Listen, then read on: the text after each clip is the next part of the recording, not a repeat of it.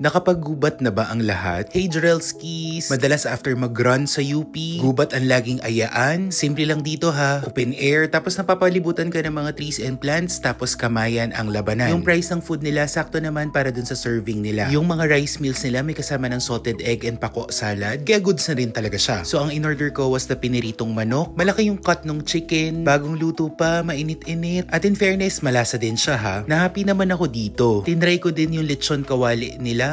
Malaki din yung serving, crispy and malasa din yung pork. Kung gusto mo ng sauce, meron din naman silang Mang Tomas, hingi ka lang dun sa server. Try din namin yung a la carte na dinakdakan. Medyo mas strong yung lasa niya, mas ma-ginger. Pero kapag in-add mo na siya sa rice, okay na siya. Actually sa lahat ng mga in-order namin, napa-extra rice naman talaga kami. Kasi okay yung food nila. Then kamayan style, so mapapalakas ka talaga ng kain. For drinks, nag-order kami ng turmeric iced tea and fresh calamansi. Both very refreshing. For desserts, we got their turon a la mode. Ito, nagbibigay na sila ng spoon para dun sa ice cream. Well, actually, typical na street turon. Then, leveled up with that vanilla ice cream and chocolate sauce. Sobrang busog na busog kami. Pero happy na busog kasi goods yung food, tsaka okay yung kamayan vibes na kainan. Kaya tara na guys dito sa gubat.